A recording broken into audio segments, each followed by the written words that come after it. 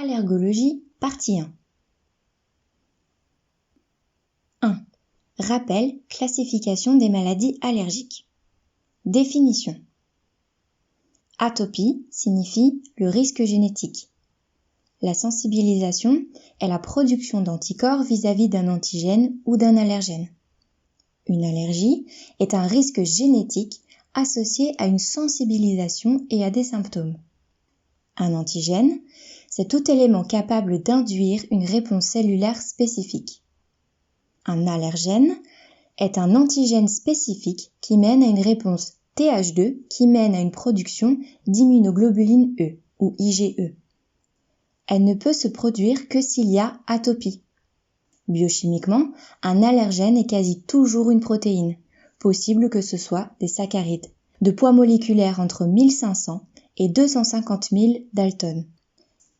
Ces protéines sont classées en plusieurs catégories, les pneumallergènes, où on a les indoor, animaux et acariens, les outdoor, le pollen, et entre les deux, les moisissures. On a aussi les trophallergènes, les protéines alimentaires, et les allergènes de contact, ceux qui entrent en contact avec la peau. Approche moléculaire en allergologie. L'approche moléculaire en allergologie est un concept important. Cela signifie qu'on va faire un diagnostic vis-à-vis de protéines qui constituent l'allergène. Certaines protéines sont spécifiques de l'allergène, d'autres se retrouvent dans plusieurs composés. Par exemple, certaines protéines de bouleau, de pommes et de noisettes sont similaires et peuvent provoquer une même réaction chez une personne exposée à l'un des 3 items mentionnés. Cela permet de comprendre qu'il y a des allergènes croisants et des allergènes spécifiques. Les allergènes croisants donnent des tableaux beaucoup moins sévères que les allergènes spécifiques. Les immunoglobulines E. Les IgE, Erythema Wheel Reaction Inducing Immunoglobulin, sont les anticorps responsables des allergies immédiates. Ils circulent librement dans le sérum et en concentration très faible, à 100 nanogrammes par millilitre, contrairement aux IgG, 7 à 10 mg par millilitre. Leur demi-vie est courte, inférieure à 1 jour, par rapport aux IgG, dont la demi-vie est de 3 semaines. Il est donc très difficile de les doser. Il faudra avoir recours à des techniques immunologiques pour les mettre en évidence. 50% du pool d'IgE est fixé aux cellules, aux récepteurs de haute affinité, Fc epsilon R1, responsables des réactions allergiques. Elles peuvent prendre une forme dimérique, trimérique et tétramérique, basomastocytes. Les récepteurs de faible affinité, CD23, qui équipent les macrophages, les neutrophiles et d'autres. Aujourd'hui, les IgE ont peu de raisons d'être puisque leur rôle est de nous défendre contre les parasites et les venins, et peut être immunomodulateur. Comme dans nos sociétés, il n'y a presque plus de parasitose, elles ne servent plus trop. Certains producteurs d'IgE développent une réaction moins sévère vis-à-vis des venins. La dualité TH1-TH2 est synthèse d'IgE. La différence entre une réaction TH1 et TH2 se fait au niveau des cytokines présentes.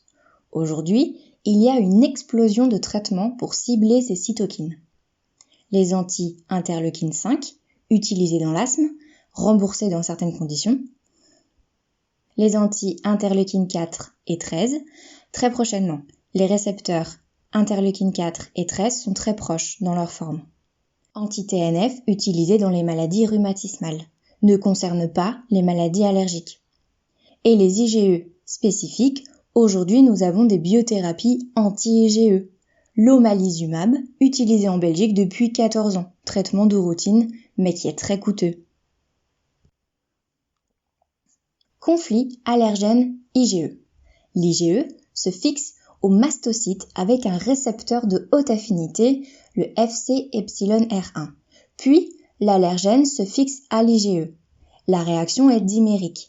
L'allergène doit se lier à 2 IgE pour activer la réaction. Cette réaction consiste en la libération de médiateurs contenus dans les vésicules du mastocyte. Ces médiateurs sont actifs tout de suite, ce qui explique la réaction immédiate. Au plus tard, dans les 15 minutes, si c'est plus tard, ce n'est pas une réaction aux IgE. Une fois le mastocyte activé, il va non seulement libérer des médiateurs préformés, mais également produire des médiateurs dits néoformés, à partir de la membrane plasmique, voie de l'acide arachidonique. Ces médiateurs vont provoquer une deuxième vague de symptômes quelques heures après. Les classifications d'hypersensibilité de Gale et Coombs. Il y a le type 1, immédiate avec les IgE, le type 2 avec les anticorps cytotoxiques, le type 3 avec le complément, le type 4 qui est cellulaire. Aujourd'hui, on essaie de se baser sur les aspects cliniques pour cette classification. Il y a l'hypersensibilité allergique, qui est médiée par les IgE, par exemple l'allergie au pollen. Elle est atopique, génétiquement prédéterminée par exemple l'asthme ou la rhinite associée à l'asthme. Elle est non atopique, pas de risque familial par exemple, réaction d'IgE provoquée par le venin d'abeilles, d'antibiotiques ou de parasites. Et les hypersensibilités allergiques non médiées par les IgE, par exemple la maladie cœliaque, qui sont médiées par la LT, maladie cœliaque et dermatite atopique, par les éosinophiles, gastrite, œsophagite à éosinophile, et les IgG dépendantes, AAE, alvéolite allergique extrinsèque par exemple, alvéolite des éleveurs de pigeons ou du fermier, moisissure ou certains médicaments, ou médiés par d'autres. L'hypersensibilité non allergique, par exemple réaction à certains médicaments, pas de sensibilisation préalable, par exemple pseudo-allergie aux AINS. 2. Le diagnostic allergologique chez l'adulte. Identification des allergènes. Anamnèse. Il faut faire le lien entre la situation, le temps et l'action. C'est la triade classique. Par exemple, je rentre dans ma chambre, le soir, je vais dormir et j'ai de l'asthme, et pas quand je vais en montagne. Il faut avoir les antécédents familiaux, savoir si le patient est atopique ou non. La meilleure question pour prédire si l'enfant aura une allergie est de demander aux parents s'ils ont des allergies. Les antécédents personnels et les antécédents professionnels, s'ils peuvent être provoqués ou augmentés par le travail. Par exemple, une allergie au latex du chirurgien et de l'infirmière, une allergie du boulanger, etc. Évaluer les expositions environnementales, donc domestiques, professionnelles, dans les sports ou les hobbies, où on sait qu'il y a de nombreuses allergies liées aux hobbies, la peinture, la sculpture, le chlore des piscines, etc. Les aliments, certains patients se nourrissent de poissons crus par exemple. Les médicaments, les antibiotiques, réactions allergiques pendant une opération, d'où le fait de connaître les produits utilisés lors de l'anesthésie. Et les cosmétiques. Et faire un questionnaire de qualité de vie pour évaluer la réponse au traitement ultérieur. Une fois cette anamnèse réalisée, on a quelques idées des allergènes. Les tests cutanés.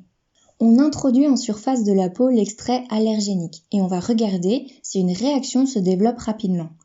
Aujourd'hui, on utilise le prick test. On reste dans l'épiderme, on n'atteint pas les vaisseaux et donc on peut utiliser des produits non stériles. On regarde ensuite si une réaction se développe, rougeur ou dégonflement. Le diagnostic de positivité est une papule de plus de 3 mm. Ce sont des tests immédiats. Interprétation du test. On peut avoir des faux positifs ou des faux négatifs.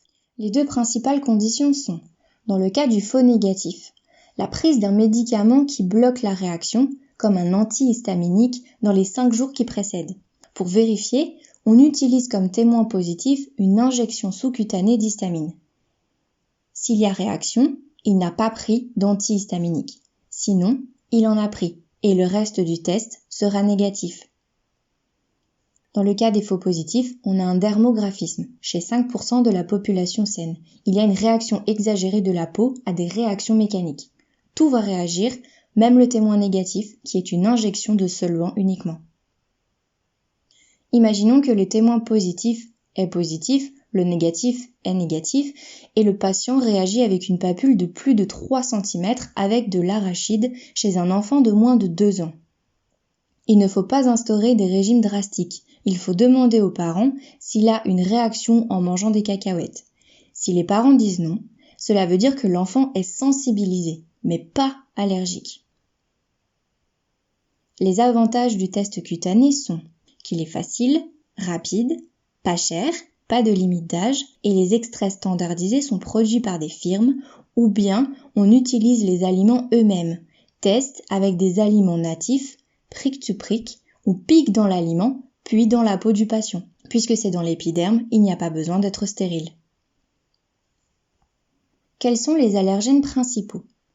Chez le grand enfant et chez l'adulte, ce sont les acariens, les animaux, chats et chiens surtout, les pollens d'arbres, noisetiers et bouleaux en fin d'hiver et au printemps, les pollens de graminées, du 15 mai au 15 juillet, induisant le rhume des foins, ce qui est très fréquent, les pollens d'herbacées, les moisissures comme Aspergillus alternaria, Cladosporium, les plus fréquentes dans les maisons, ainsi que des cafards ou le latex, etc. Les IgE totales. Cela n'a pas grand intérêt de doser les IgE totales. On peut avoir des allergies majeures et des IgE basses, et inversement. On ne le demande donc pas, sauf dans 2 conditions. Si le patient doit recevoir un traitement monoclonal anti-IgE xolaire, réservé aux asthmatiques très sévères. Si on a une suspicion d'ABPA, Aspergillose bronchopulmonaire allergique, un des critères est d'avoir des IgE supérieurs à 1000.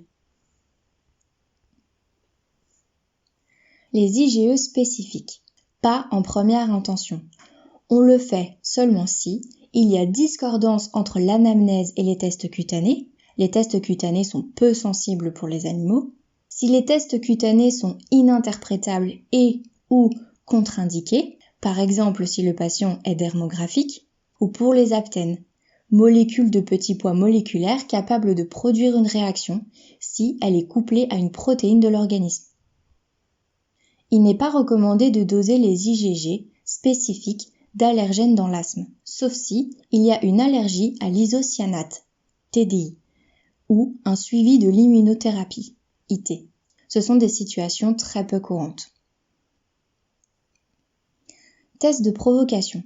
On utilise souvent ce test en cas d'allergie médicamenteuse ou alimentaire, par exemple de l'allergie à la pénicilline. Le problème d'une telle allergie est qu'on prive le patient de toute une gamme d'antibiotiques. Il faut donc rechercher si l'allergie est réellement présente. On fait des tests cutanés aux antibiotiques. Si ceux-ci sont très positifs, on évite. Mais s'ils sont négatifs, on réalise un test de provocation. Cela se fait à l'hôpital, sous surveillance. C'est le test ultime pour confirmer ou infirmer un diagnostic. L'allergologie moléculaire. On estime aujourd'hui qu'il y a 2000 allergènes identifiés, 650 qu'on peut tester en routine et une centaine disponibles sous forme recombinée. Il existe différentes techniques d'allergologie moléculaire. Les IgE allergènes naturels. Le dosage d'IgE spécifique vis-à-vis des constituants moléculaires de l'extrait allergique. Il permet d'identifier ou de prédire une réaction croisée, de prédire la réponse à la désensibilisation et le risque de réaction sévère. Exemple de réaction croisée entre les pollens d'arbres et certains aliments, fruits à coque ou à noyaux. Les IgE allergènes recombinants.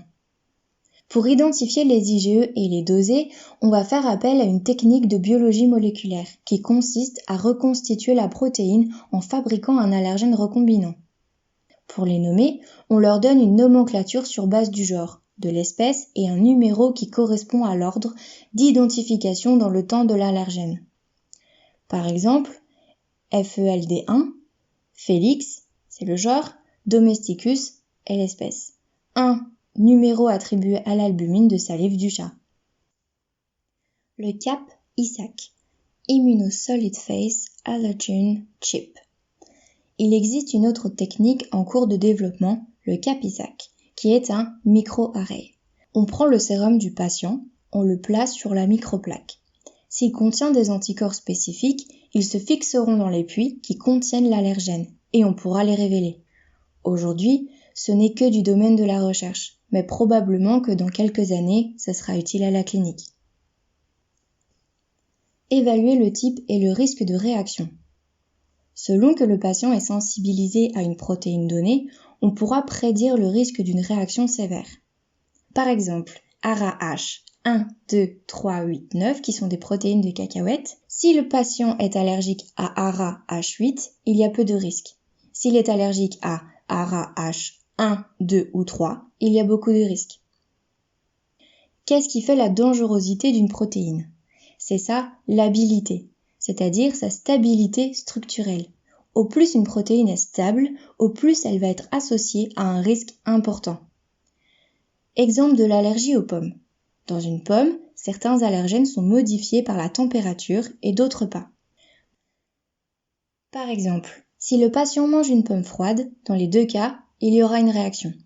S'il mange une pomme chaude et qu'il a une protéine à faible risque, il ne se passe rien. S'il mange une pomme chaude et qu'il a une protéine à haut risque, il y aura une réaction. Cette dangerosité dépend des épitopes de la protéine, c'est-à-dire de la plus petite séquence en acides aminés capable de provoquer une réponse. On distingue les épitopes structurels qui ne sont pas modifiés par la température car ils dépendent de la forme linéaire de la protéine. Ils sont associés à des réactions graves. Et les épitopes conformationnels, ils dépendent de la conformation tridimensionnelle protéique. Si la protéine est déroulée, les épitopes ne sont plus reconnus. C'est associé à des réactions moins sévères. Prenons quelques exemples. La farine de blé, TRIA19. Les patients sensibles à cette protéine vont développer de l'anaphylaxie d'effort. Ce sont des patients qui vont faire une réaction anaphylactique grave à l'effort suite à un repas de pâtes par exemple. On fait le diagnostic en dosant le TRIA19. Les noisettes, corps A1. C'est peu grave. Ça chatouille un peu la bouche, il y a des réactions croisées avec le bouleau. Corps A8, les réactions sont beaucoup plus graves, anaphylactiques, croisées avec le cannabis, CAN S1. En Europe, ce risque de réaction grave est principalement retrouvé chez les fumeurs de cannabis.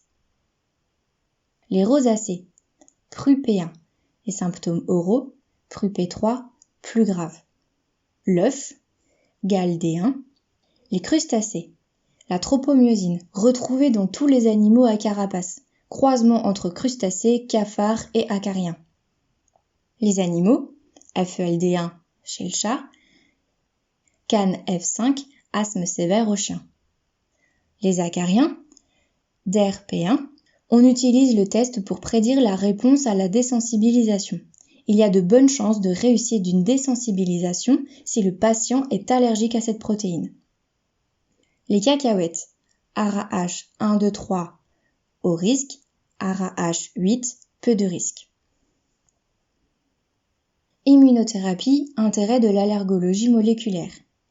Il faut distinguer sensibilité primaire et réactivité croisée et déterminer les indications de désensibilisation. Par exemple, le patient est allergique aux acariens, DER-P1 est négatif, mais la tropomyosine est positive. Dans ce cas-là, on ne fait pas de désensibilisation. En résumé, le diagnostic clinique se base sur une stratégie en 3 étapes. L'anamnèse clinique, les IgE et les extraits allergéniques et l'approche moléculaire.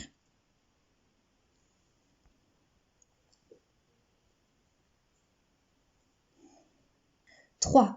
Épidémiologie, répercussions socio-économiques et environnement. Épidémiologie des maladies allergiques. Prévalence en Belgique. La sensibilisation est de plus de 40%. La rhinite saisonnière touche 10% des enfants et 20% des adultes. L'asthme touche 13% des enfants, plus les garçons, et 7% des adultes, plus les femmes que les hommes. La moitié des enfants asthmatiques ont guéri, ce qui explique cette différence. La croissance des voies respiratoires induit une rémission de l'asthme. La dermatite atopique touche 20% des enfants de 3 à 4 ans et les allergies alimentaires qui touchent 20% des enfants où on observe une augmentation drastique du nombre d'allergies alimentaires chez les enfants, parfois mortelles, et 3% chez les adultes.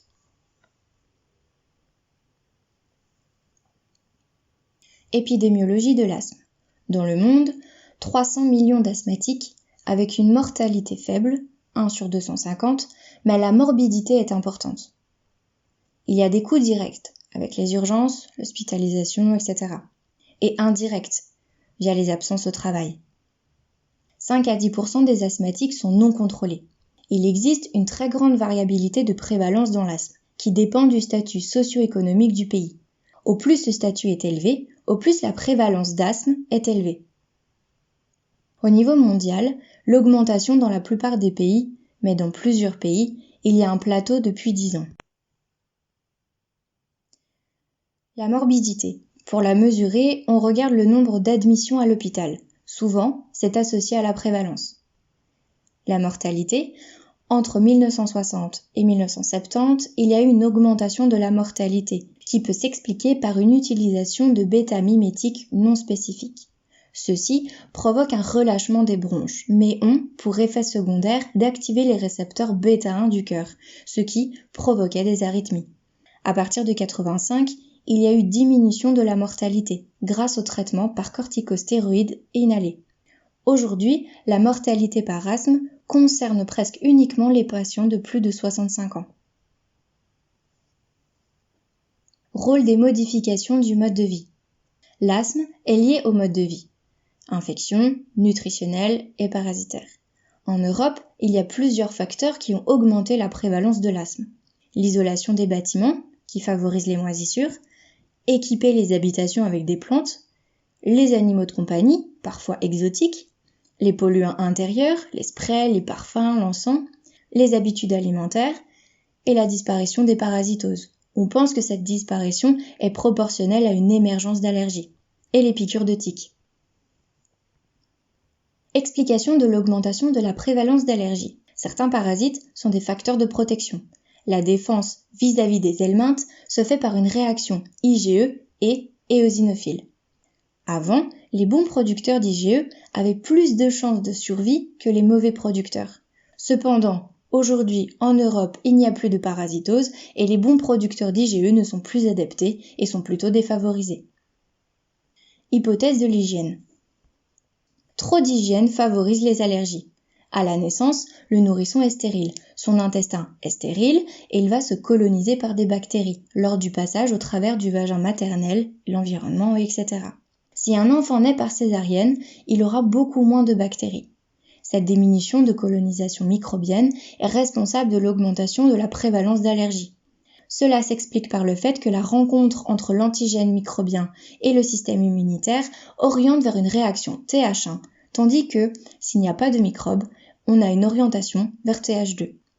Le mode de vie occidental est aussi lié à cette émergence d'allergies, les additifs alimentaires, la pollution, etc. Les populations rurales ont moins d'allergies que les populations urbaines. L'immigration du milieu rural vers le milieu urbain est associée à une augmentation de la prévalence d'allergies.